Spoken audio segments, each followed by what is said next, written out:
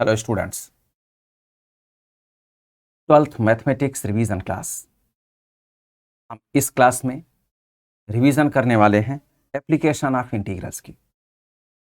Application of integrals का हर वो basic concept हम सीखेंगे जो हमने एक्सरसाइज में यूज कर लिया है, उसी की रिवीजन करने वाले।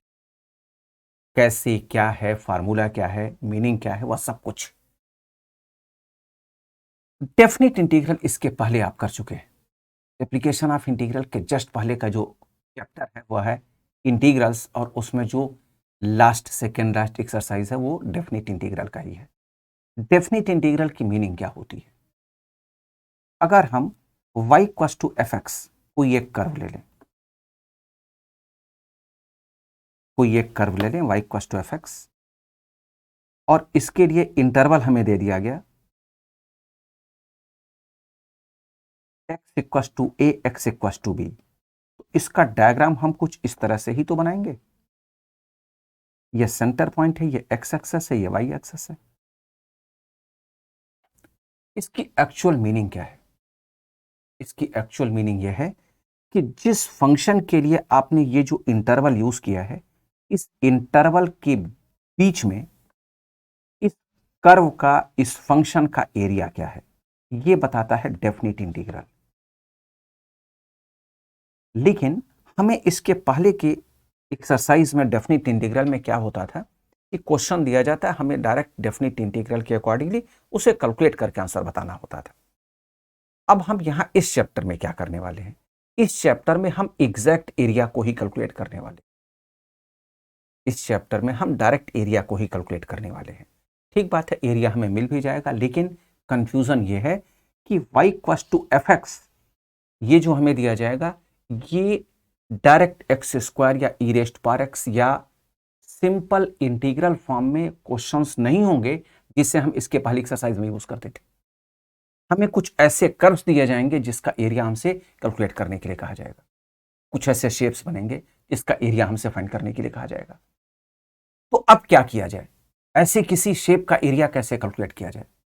जैसे अगर एग्जांपल यही है तो ए बी सी डी हमने अगर इसे मान लिया, तो इसकी meaning area bounded the curve, area bounded the curve by A B C D A, ये आपसे पूछा गया। तो ऐसे किसी शेप का एरिया कैसे निकालें? क्योंकि ये वो शेप तो है नहीं कि रेक्टेंगल, सर्कल, पैरेललोग्राम, ये स्क्वायर, ऐसा कोई शेप तो है नहीं कि जिसका एरिया हम डायरेक्ट फार्मूले से कैलकुलेट कर लें और उसमें अपर और लोअर पुट कर दें, आंसर निकाल दें। तो ऐसे किसी क्वेश्चन का एरिया कैसे निकाला जाए, ऐसे किसी फंक्शन का एरिया कैसे निकाला जाए, इसके लिए एक स्टेटमेंट सुनो ध्यान से। अगर हम बेस एक्सेस पर, बेस एक्सेस कौन सा है? एक्स एक्सेस पर एक खूब थिन स्ट्रिप कट करें, क्योंकि ये थिन स्ट्रिप एक्स एक्सेस पर कट हुआ है, इसे हम कह देंगे डीएक्स। क्योंकि हम जानते हैं डिफरेंशिएशन बेसिकली होता क्या है, डीएक्स, छोटे छोटे पार्ट्स में डिवाइड करना, ये डीएक्स होता है। और अब जरा देखो, अगर हम इसकी लेंथ को देखें तो ये लेंथ वाई एक्सेस पर कवर हो रहा है, देखो यहां पर कट हो रहा है। अगर हम इस पूरे लेंथ को वाई मान लें तो इस थिन लाइन के लिए एरिया क्या हो जाएगा? क्या हो जाएगा? Y D X. जरा समझ के देखो, एल इन टू बी के बेस पर हमने एरिया निकाल लिया, लेकिन हमें केवल उस थिन लाइन का एरिया नहीं चाहिए, हमें तो इस पूरे शेप का एरिया चाहिए, ए बी सी डी ए का एरिया चाहिए। तो इसके लिए क्या किया, या तो हम बहुत सारे थिन लाइंस बनाएं और उस हर एक लाइन पर वाई अलग अलग हो जाएगा, उसके एरिया को कैलकुलेट करें, या दूसरा तरीका यह है कि एक थिन लाइन का एरिया निकालकर और वह ए से बी तक के इंटरवल के बेस पर कैलकुलेट कर लो। एरिया तो निकल गया, y into F D x के बेस पर एरिया तो निकल गया, लेकिन जब आप इंटरवल यूज कर दोगे तो उसकी मीनिंग ये होगी कि ए से लेकर बी तक का ये एरिया बनता है, और यही हमसे पूछा भी गया था। तो अब आप यहां ए टू बी लगा दोगे, यही आपका आंसर हो जाएगा। हमने एक्स एक्सेस पर क्यों स्ट्रिप कट किया? क्योंकि इस कर्व का जो बेस बन रहा था वो एक्स एक्सेस पर बन रहा था। अगर वाई एक्सेस पर बेस बनता तो कहां हम स्ट्रिप कट करते? वाई एक्सेस पर कट करते, और इंटरवल फिर वाई एक्सेस का लेते। एक एग्जांपल से क्लियर कर लें, मान लो कोई एक क्वेश्चन ऐसा हमें दे दिया गया, ये सेंटर पॉइंट, ये एक्स, ये वाई, और ये कर्व ये है x equal to F Y, और इंटरवल यहां दे दिया गया y इक्वल टू ए और y इक्वल टू बी, और इसे हमने नाम दे दिया P Q R S। अब आप क्या करेंगे, हमसे तो इस कर्व का एरिया पूछा गया, तो अब आप क्या करेंगे, एक थिन स्ट्रिप कट कर लेंगे, और वह किस एक्सेस पर कट करेंगे, y एक्सेस पर। क्यों? क्योंकि इस कर्व का जो बेस है वो कहां बन रहा है, y एक्सेस पर बन रहा है, और इसे आप क्या कर देंगे, dy। और अब इसकी लेंथ के लिए आप कहां जाएंगे, x एक्सेस पर। तो मीनिंग इसका एरिया क्या हुआ, इस थिन लाइन का एरिया हुआ, अगर हम area bounded by the curve P Q R S T बनाएं, तो x dy, ठीक है, x ये पूरी देखो लेंथ हो गई, x एक्सेस पर जो कट हो रहा है, और y ये हमने स्टेप कट किया है। लेकिन ये तो एक सिंगल स्टेप का कट आया ना, एक सिंगल स्टेप, सॉरी कट नहीं, इस सिंगल स्टेप का एरिया आया, और हमें एरिया निकालना कहां से कहां तक है, ए से लेकर बी तक के बीच में। तो आप ए से लेकर बी तक के बीच के एरिया को निकालने के लिए इंटरवल यूज कर लें, ए टू बी, यही आपका आंसर हो। कुछ क्वेश्चंस ऐसे होते हैं जिसमें एक्स एक्सेस पर भी बेस बनता है, वाई एक्सेस पर भी बेस बनता है, तो आप किसी भी एक्सेस पर कट कर लें स्टेप, और उस एक्सेस पर इंटरवल जो भी उस स्टेप के लिए बनता है वह यूज कर लेंगे, एरिया आ जाएगा। यहां हमने y equal to F X का शेप बना दिया था। कुछ ऐसे होते हैं, कुछ ऐसे कर्व्स आपको दिए जाते हैं जिसके शेप को आपको खुद बनाना पड़ेगा। कुछ ऐसे कर्व्स दिए जाएंगे, कुछ ऐसे फंक्शंस दिए जाएंगे जिसका शेप आपको खुद बनाना पड़ेगा, और उस शेप के बेस पर आपको देखना होगा स्टेप हम कौन सा कट करें, किस एक्सेस पर कट करें। जैसे मान लो कोई क्वेश्चन आपको दिया जाता है X square plus Y square equal to A square. अब ये क्या है, ये सर्कल का इक्वेशन है, और उस केस में इक्वेशन है ये जब सेंटर 0 0 हो और एरिया, सॉरी रेडियस ए है, ये उसी का है। क्योंकि सर्कल के लिए, ये सर्कल के लिए है, और कंडीशन क्या है, इसका ओरिजिन 0 0 और इसका रेडियस क्या है,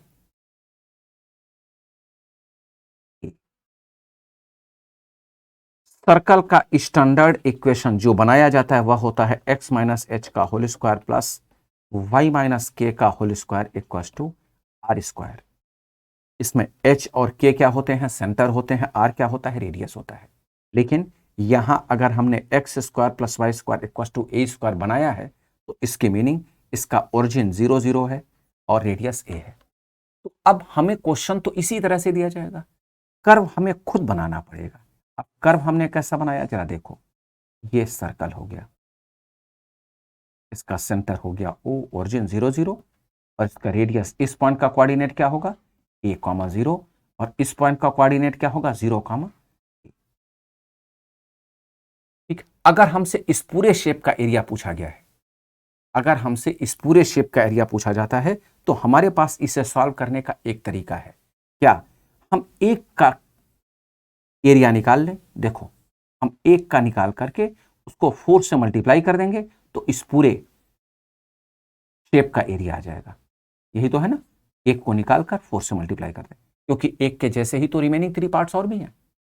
अब आप अगर देखो तो इसमें चॉइस आपकी है, आप एक्स एक्सेस पर भी स्टेप कट कर सकते हो, वाई एक्सेस पर भी स्टेप कट कर सकते हो, फ्री है।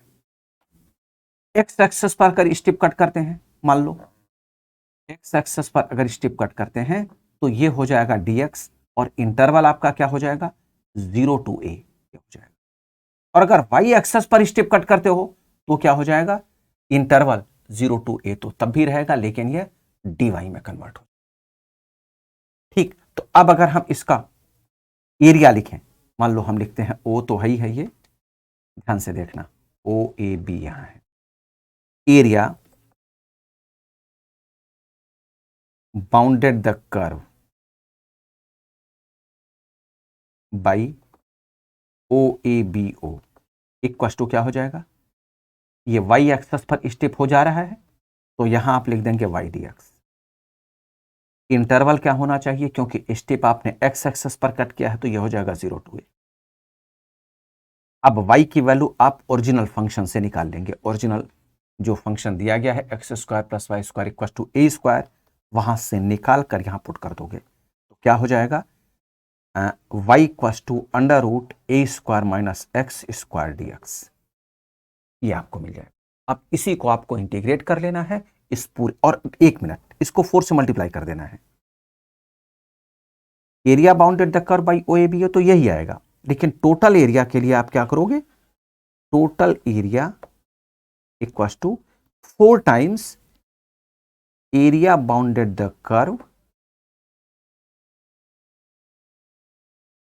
By O A B O, यही आपका आंसर है।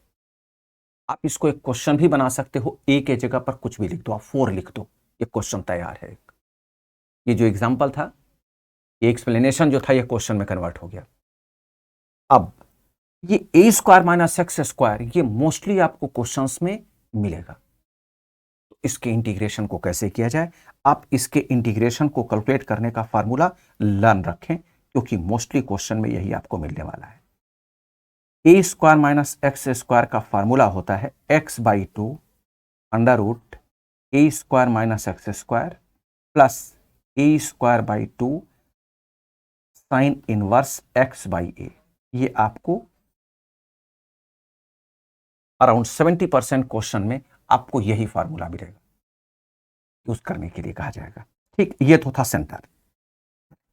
कुछ और शेप्स आपको मिलेंगे, पैराबोलिक शेप मिलेगा, लेकिन बच्चों जरा पैराबोलिक शेप में देखो, खूब अच्छे से देखना। अगर ये कॉन्सेप्ट क्लियर हो गया तो ये पूरा चैप्टर आपको बहुत ही इजी लगेगा।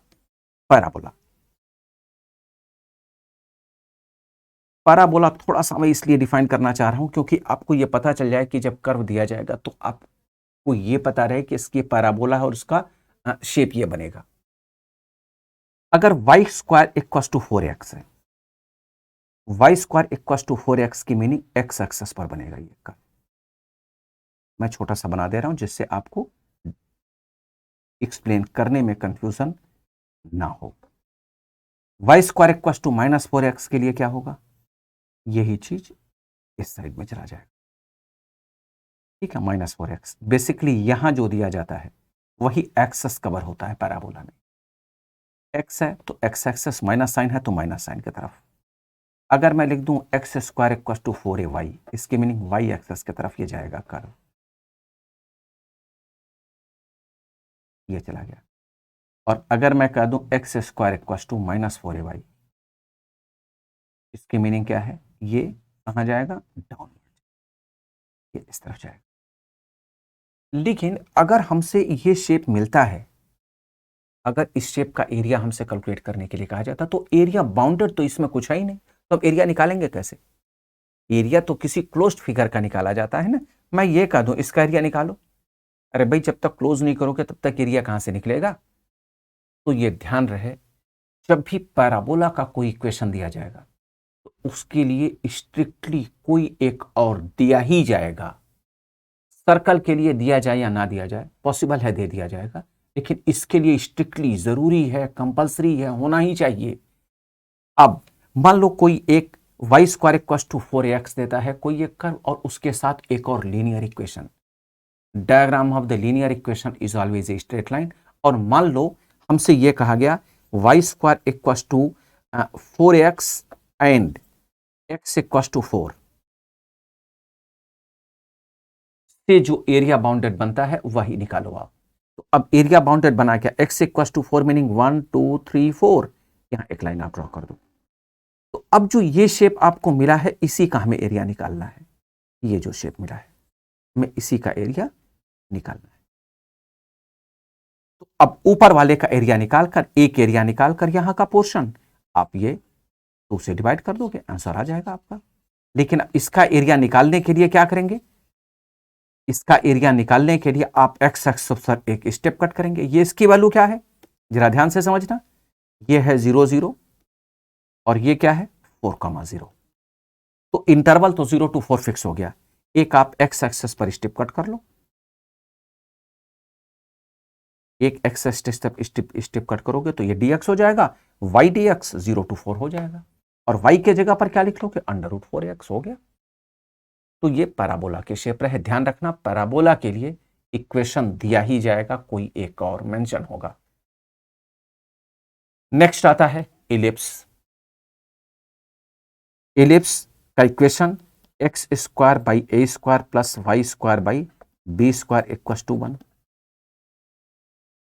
X square by A square plus Y square by B square equal to 1। और इसका शेप कैसा होगा, कुछ इस तरह से बनता है। ये है सेंटर 0 0, ये क्या है, इसका कोऑर्डिनेट क्या होगा a,0 और इसका कोऑर्डिनेट क्या होगा 0,b। यह लिख लिया जाएगा। अब इसके लिए भी किसी लाइन की जरूरत तो नहीं है, दे दिया जाएगा तो ठीक है, नहीं दिया जाएगा तो भी हम डायरेक्ट निकाल सकते हैं। क्यों? क्योंकि ये क्लोज्ड फिगर है, क्लोज्ड फिगर का एरिया आप निकाल सकते हैं इसलिए। तो ये ध्यान रहे कि हमें किस क्वेश्चन में किसकी जरूरत है, एरिया हम निकालेंगे। तो आपको एक रफ वर्क मिल गया कि हम निकालेंगे कैसे एरिया और इसका आंसर कैसे निकलेगा। अब एक दो क्वेश्चंस देख लेते हैं और अच्छी तरह से कॉन्सेप्ट क्लियर हो जाएगा। अगर ये कॉन्सेप्ट आपका क्लियर हो गया, कोई भी क्वेश्चन बने, मैटर ये नहीं करता क्या है, अगर कॉन्सेप्ट क्लियर है सारे क्वेश्चन सॉल्व हो जाएंगे, कोई भी दिया जाए। कुछ एक क्वेश्चन आप देख लेते हैं, आपके एनसीईआरटी बुक का ही एग्जांपल मैं ले रहा हूं। आपके एनसीईआरटी बुक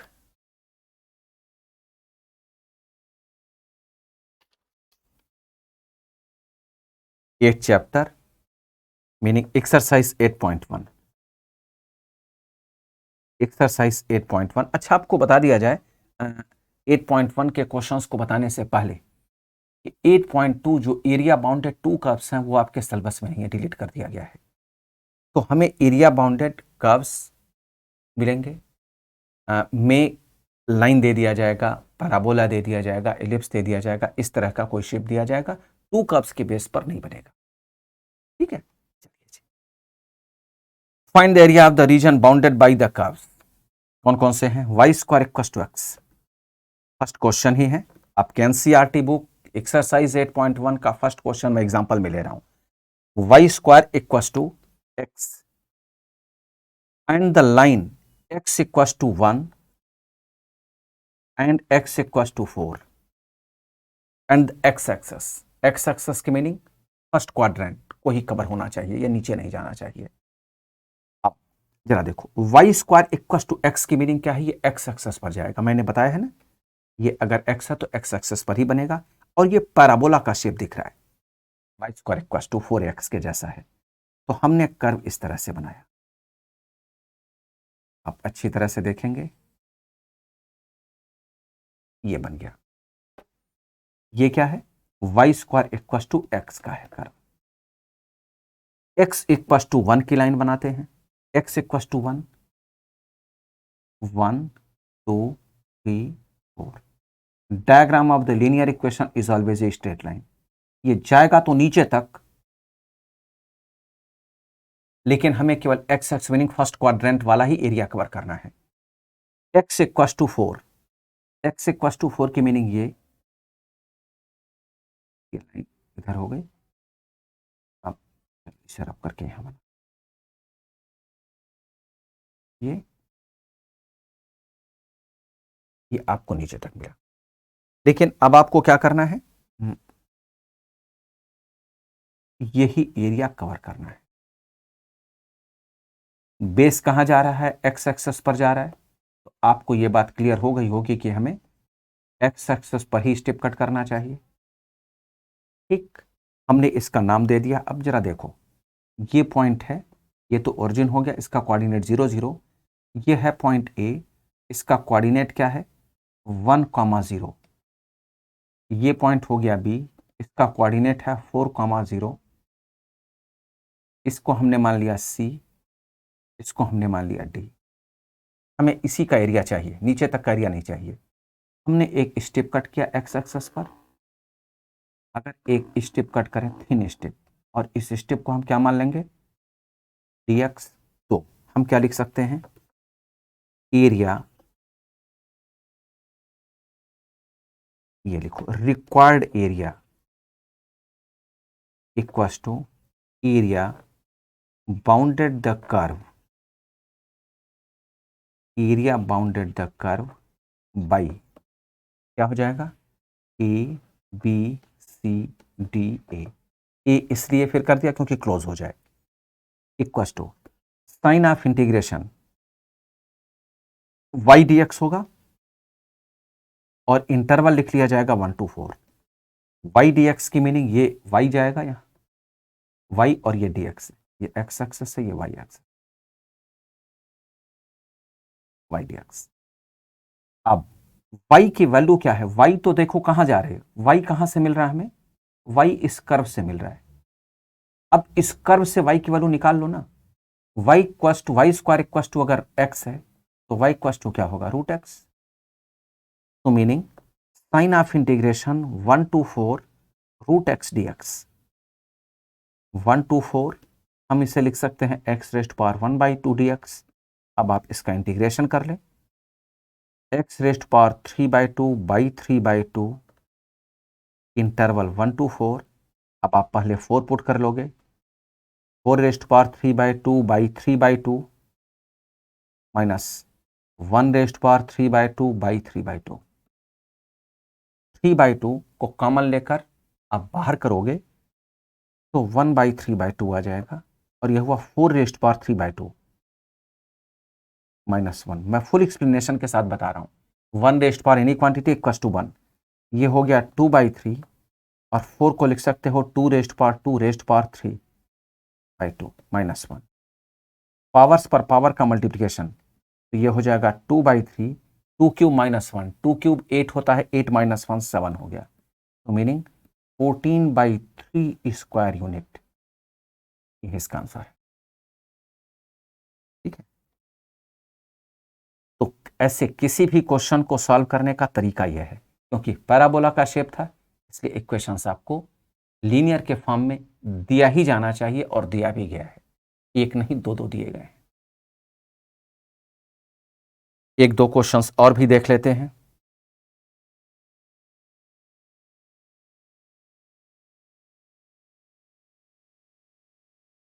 क्वेश्चन नंबर 5 देख लो इसी एक्सरसाइज का।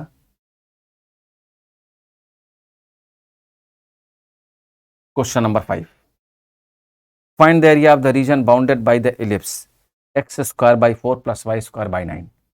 पहले से ही बता दिया गया ये इलिप्स है, x² / 4 + y² / 9 = 1। अगर हम इसे चाहें तो लिख सकते हैं x² / 2 का स्क्वायर प्लस y² / 3 का स्क्वायर = 1। जरूरत पड़ेगी तो यूज करेंगे, नहीं जरूरत पड़ेगी तो छोड़ देंगे, यही इसकी मीनिंग है। मीनिंग क्या है, x² / a का स्क्वायर प्लस y² / b का स्क्वायर। अब अगर हम इसका शेप बनाएं तो इसका शेप कुछ इस तरह से बनेगा,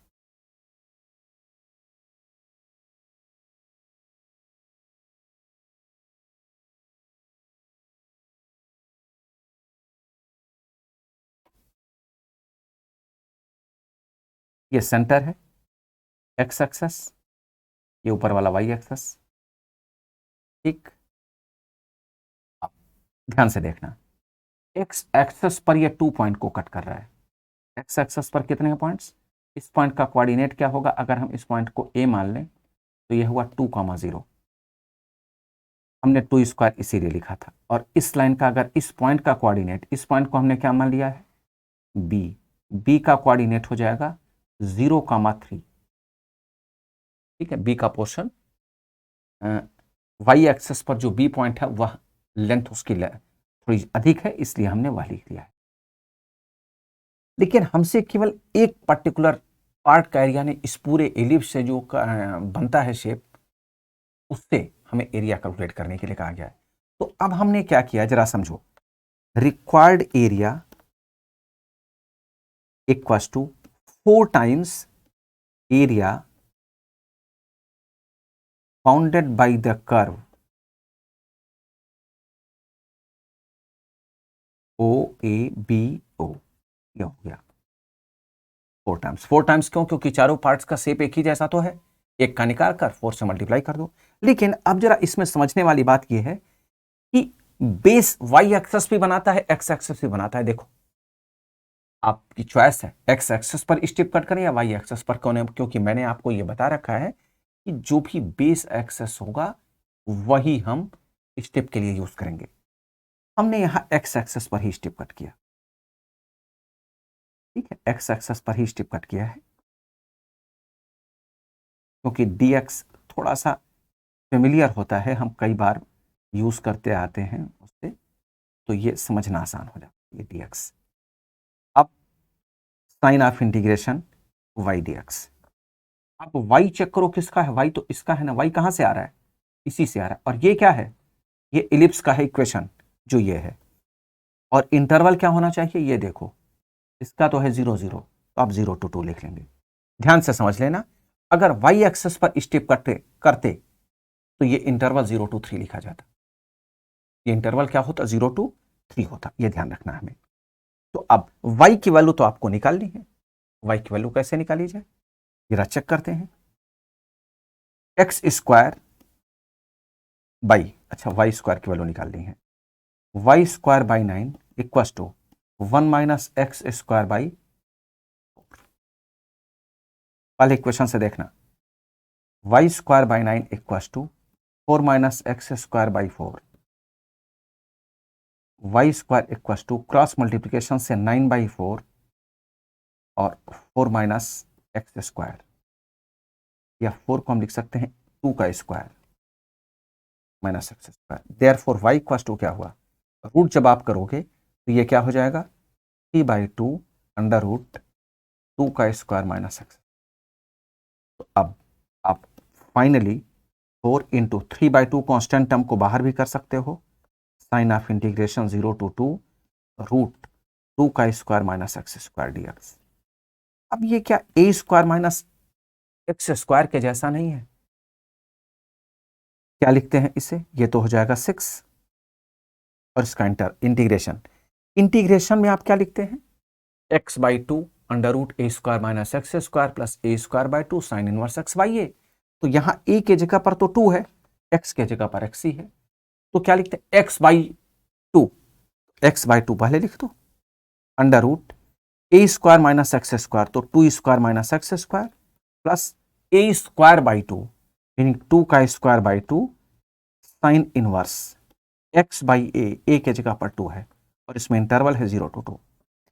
तो आप पहले इस पूरे में 2 पुट कर दें, 2 पुट करेंगे तो क्या होगा, 2/2 अंडर रूट 2 का स्क्वायर माइनस 2 का स्क्वायर प्लस ये हो गया 2 साइन इनवर्स 2/2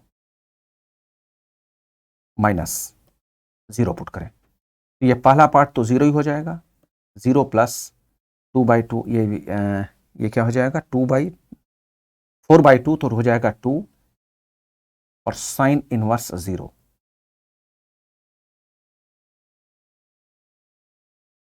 6,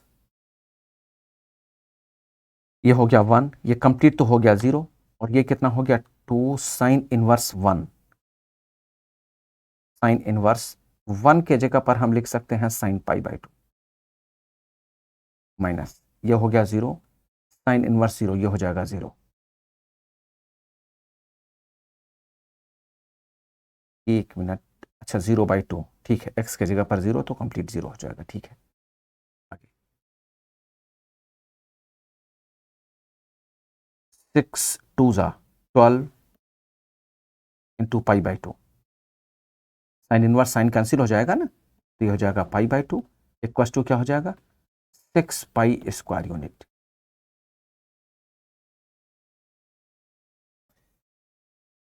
एक और क्वेश्चन हम देख लेते हैं, समझना आसान हो जाएगा, ठीक है। ये इस कंप्लीट का एरिया आ गया, एक हो गया आपका पैराबोला का शेप, एक हो गया इलिप्स का शेप, और कुछ एक और देख लेते हैं और अच्छी तरह से क्लियर हो जाए। एक टाइप मैंने आपको नहीं बताया, वो आप सीख लो, ठीक है, क्योंकि इससे रिलेटेड क्वेश्चंस एग्जाम में बनते हैं तो वो आपको आना चाहिए। आपके इसी एक्सरसाइज का क्वेश्चन नंबर 9, एक्सरसाइज 8.1 का question number 9। Find the area of the region bounded by the parabola y equals to x square. अब जरा समझो, y equals to x square है। y equals to x square की meaning हम लिख सकते हैं x square equals to y. अब x square equals to y की मीनिंग एक्सेस तो वाई एक्सेस पर जाएगा, तो पहले पैराबोला बना लेते हैं।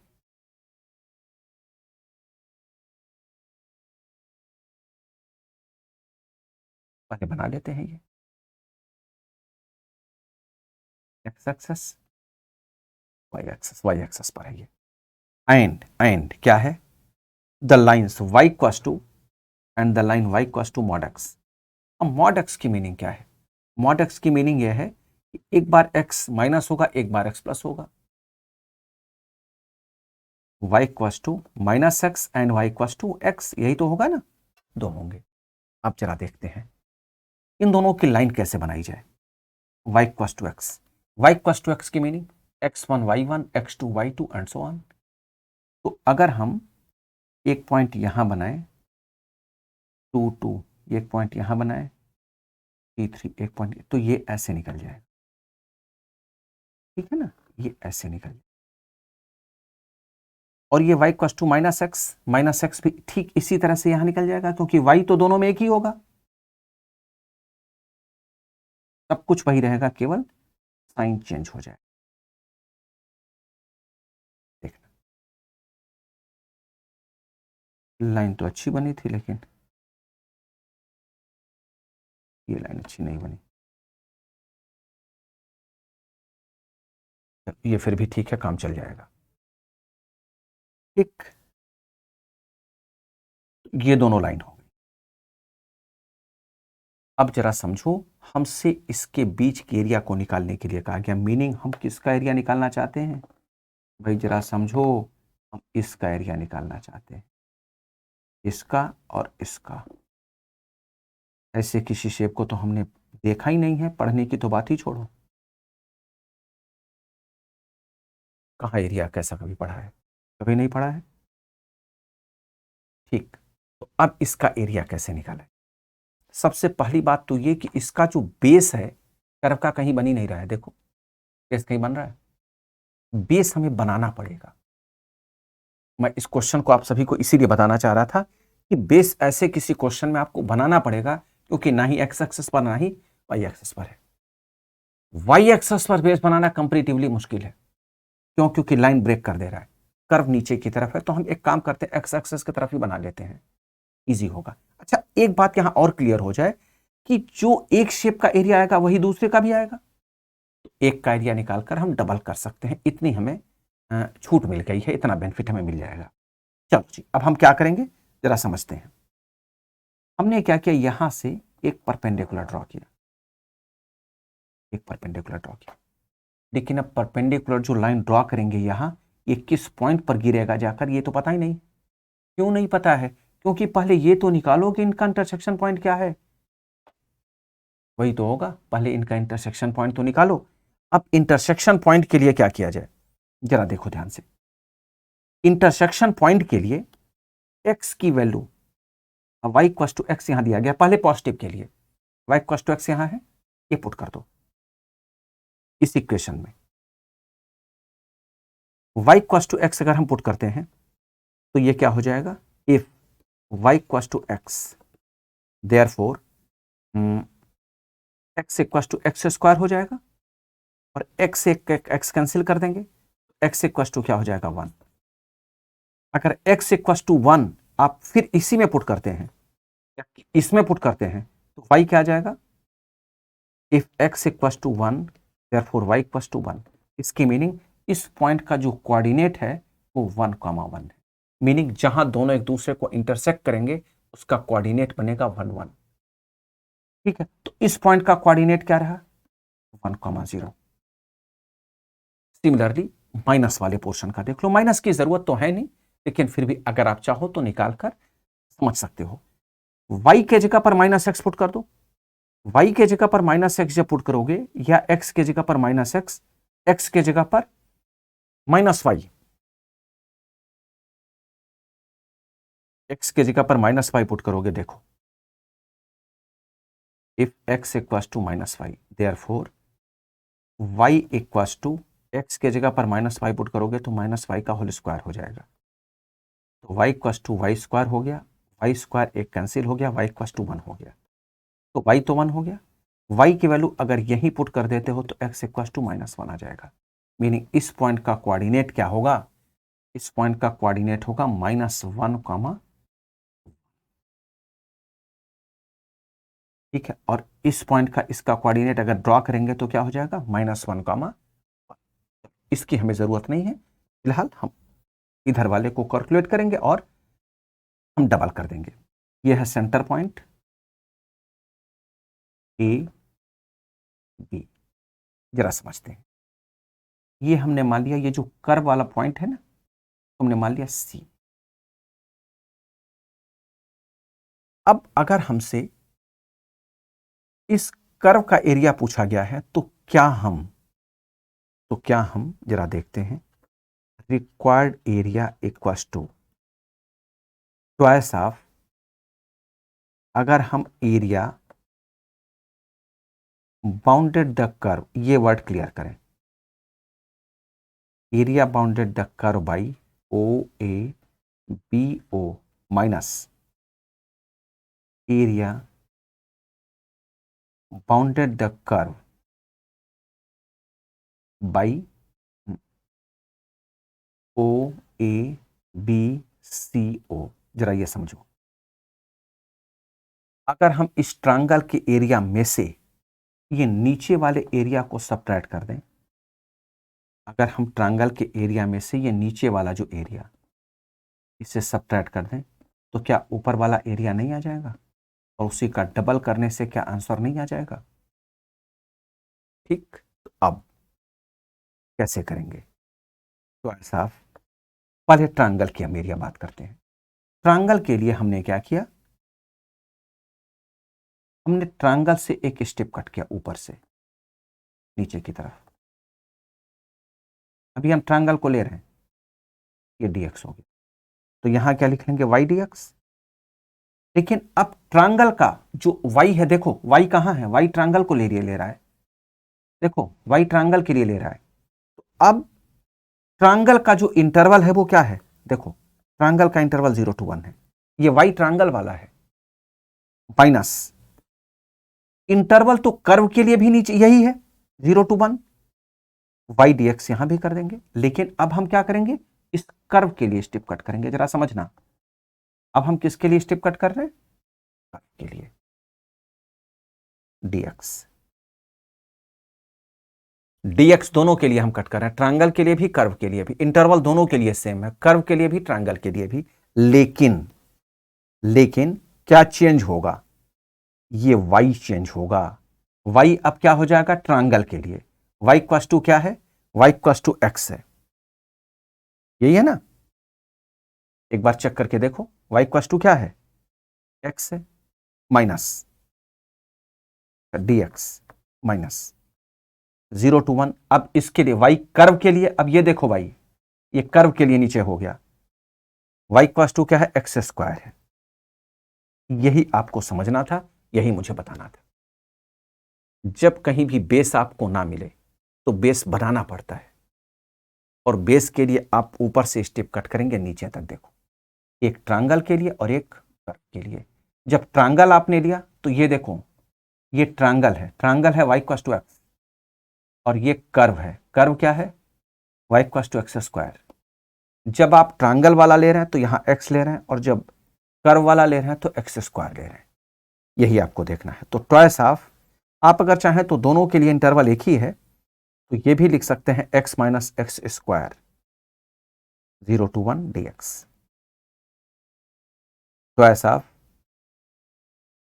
x का x square by 2 minus x cube का एक्स स्क्वायर का एक्स क्यूब बाई 3, इंटरवल है 0 to 1। तो 1 पुट करें पहले, 1 square by 2 minus 1 cube by 3 minus 0,